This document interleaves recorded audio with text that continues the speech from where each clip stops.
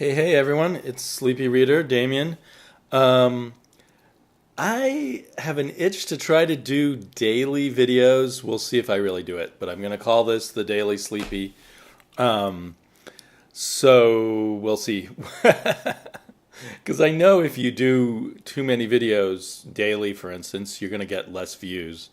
But I just feel like doing it. I feel like I want to get more into the groove of doing videos, and it's hard when you haven't done them in a while and you want to do something big. So I thought maybe if I do a lot of small ones. So anyway, the theme of this one is comics that I had low expectations for that turned out to be a little better. With one kind of ringer at the end that turned out to be hella good, really good. But so I couldn't find my copy of Dastardly and Muttley 1 in time to do this video. So I've got number 2. With number 1, I kind of came into it with medium level expectations. You know, it was Garth Ennis. I do have some affection for the Wacky Racers, and I guess they were in their own show where they were airplane pilots chasing a pigeon or something like that. Or was there yet another show that they were in? So anyway, the show where I know Wacky Racers pretty well, but I don't know whatever other shows these two characters, Dastardly and Muttley, were in.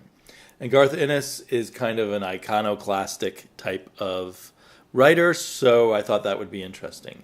But the first issue was really meh, really bland. But now, so I came into I decided to stick with it anyway because it's 6 issues. And I kind of like the idea of these oddball reinterpretations of old children's cartoons. So anyway, I came into issue 2 and it was a lot better. It was getting kind of funny. The whole world is being distorted into kind of a cartoon, or little bits of a cartoon slipping into it. And I think this might be a bit of a spoiler if you haven't read it, but what really sold me on this issue was this one character who's gone crazy because of his exposure to whatever the radiation is that's turning everyone sort of cartoony. He suddenly has this giant gun that he shoots at people, and it shoots completely clean holes into them, and they don't die. And the second person he shoots, and it's kind of funny the way it's played. The second person he shoots right through the head of his motorcycle helmet, so we never have seen his face. And there's a question mark over him, kind of. The paper's kind of shiny, or it just seems kind of dark. It's funny because in real life I'm seeing a pretty light picture, but on the video screen I'm seeing it kind of dark. Anyway, this question mark just stays over his head whenever he appears, although I think later it evolves into a question mark and an exclamation mark. So that kind of gave me more confidence that we were in a kind of cartoon world here, and I got into the groove more with this issue. So I think Garth Penis is doing a pretty good job writing. He maybe hasn't. He's starting to click anyway. The art choices. This may not be the perfect artist for this kind of world that's somewhere between reality and total cartoon unreality. Here's a flashback to a scene where the guy's eyeballs pop out on their stocks, and I don't know, it doesn't strike the right cartooniness. But I think the real flaw with the art is the coloring. I think if you had a different style of coloring that really made the cartooniness pop, like if the color looked a little bit closer to I Hate Fairyland or something like that, I think this whole thing would work better. It starts to work better when there's this drone airplane that seems to be spreading this wacky cartoony radiation, and I really love this moment where the shark got turned into this cartoon shark that I know I recognize that cartoon shark for somewhere. He's a little more malevolent. So I think this is turning into something promising. There's also a great moment where this general, angry at Dastardly, punches him through the telephone, and everyone's really shocked. So I think if they went more fun with the colors, maybe there's an idea there to make the colors brighten up as things become more cartoony. But it feels like other than this exhaust coming out of the drone jet, they haven't got the colors right. So, like here's the president attacking, I think, a senator or a congressman with a giant mallet. And it just, if it had been drawn slightly different, it would just be much funnier. So yeah, I don't know. If that appeals to you, I think I'll try to update you with Dastardly and Muttley #3. This might end up being a fun trade to get, or something that if you can still pick up the issues, things are looking up. It's still, so what I'm saying is it's gone from a crummy comic, or in my impression of it with the first issue, a crummy comic, to, yeah, this isn't bad. One that I really hated with the first issue I read, I decided to jump on. I always want some good Hellblazer. I haven't really read a lot of Hellblazer. I know him mostly from his Swamp Thing appearances. I've read a little bit of him here and there, and I keep trying since the New 52 to pick up on Hellraiser. And now with Tim Seeley writing it, I thought, okay, Tim Seeley's done some work that I really enjoyed. Let's see if he's let loose on Hellraiser, what happens. And the first issue he did of Hellraiser, I just thought it sucked. I hated the art too and the coloring, and so that certainly didn't help. We had, I don't know, Hellraiser there just didn't seem much there at all to like his personality or anything. But then along come the next issue, issue 14, the second issue in the storyline, second issue by Seeley, and I enjoyed it a lot more. It took me a while because I was expecting to just not enjoy it. Even the art seems a little more bearable. I think it's the same artist. I don't know. The touch, there's maybe a lighter touch to the art, or maybe a lighter touch to the coloring. It still could be a lot better in the coloring and the art. But the kind of mystery going on and what's going on with Hellblazer, John Constantine, has become much more interesting. You can see I got a bum copy here. This is kind of crazy. This was actually stapled into the book right here. But anyway, that has nothing to do with it. There's just some more interesting elements are now developing. I guess the first issue he was kind of setting up his mystery, and that can be kind of hard. And so now we're getting we're also getting an interesting magic idea about, what are they calling them? These kind of invisible evil creatures. I can't remember what they call them. Anyway, so this is picking up. It's still not like one of the greatest horror comics I've ever read, but it's feeling much more. They're just called dwarves. So it's feeling much more like an interesting story with a kind of interesting mythos and an interesting characterization and mystery. Still not brilliant, but picking up. Similarly, the story behind Wonder Woman is I dropped Wonder Woman. I couldn't stand it anymore. And I didn't think it was going to get that much better with James Robinson coming in on the writing, or I thought, if it does, I'll pick it up in trade. I'm just tired of hanging on to Wonder Woman.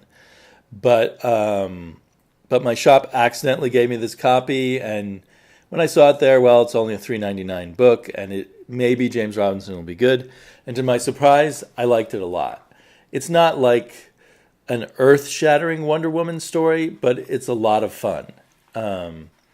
And we get, I guess it's been pointed out, this is a bit like the God Killer plot in Thor, but I didn't really think of that while reading it. But we get Hercules, we get someone who's going around killing Olympian demigods and gods. Thanos' daughter, not Thanos' daughter, Darkseid's daughter. I missed her. I was planning to get the trade someday of several runs in the old the New 52 Justice League, which includes her introduction, I believe. But I can pick up on what's going on here pretty quickly. The art was really good. The artist, I can't pronounce his name, Pagulian. He's a very good artist, and the coloring here suited him really well.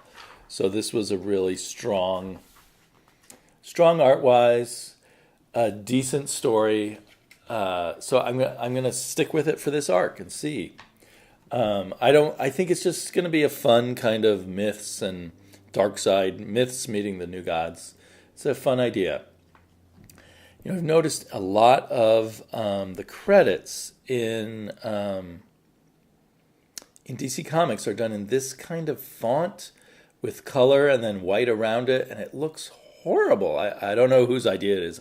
First, I was going to blame it on an individual letterer, but I'm noticing it in a lot of DC Comics now.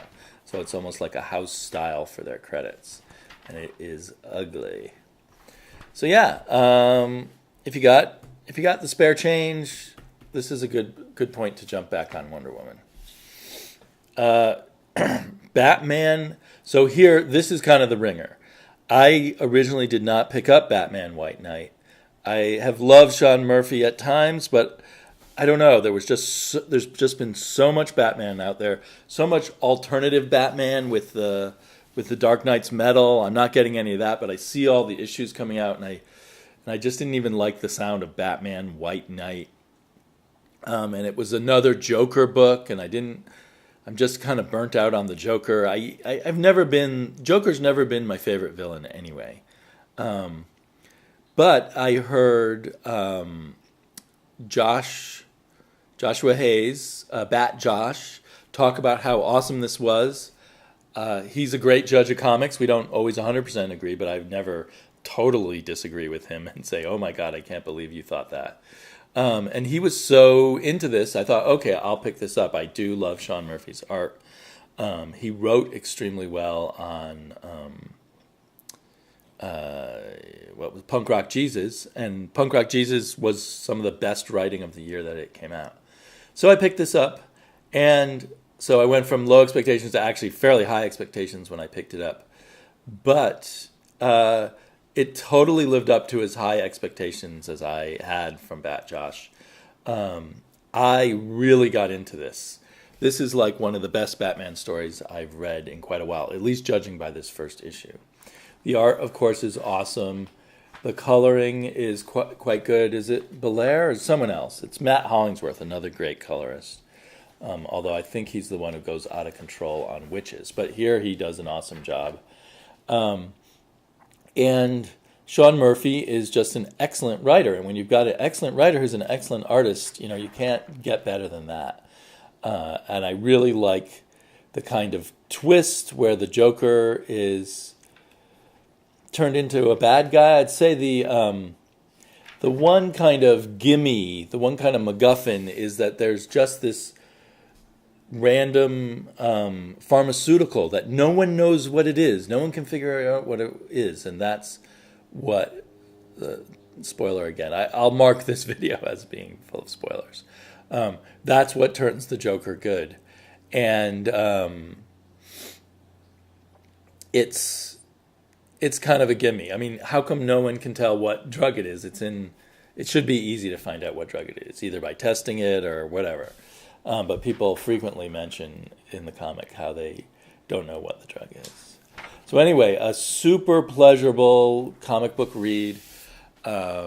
So I have asked my shop to order all the issues for me. I think is it 7 issues or 8 issues? I think they added, it says of 8. So maybe it's going to be 9 issues. I feel like I heard they added one. Or maybe they've already included that edition in the 1 of 8 here. But boy, what a pleasure.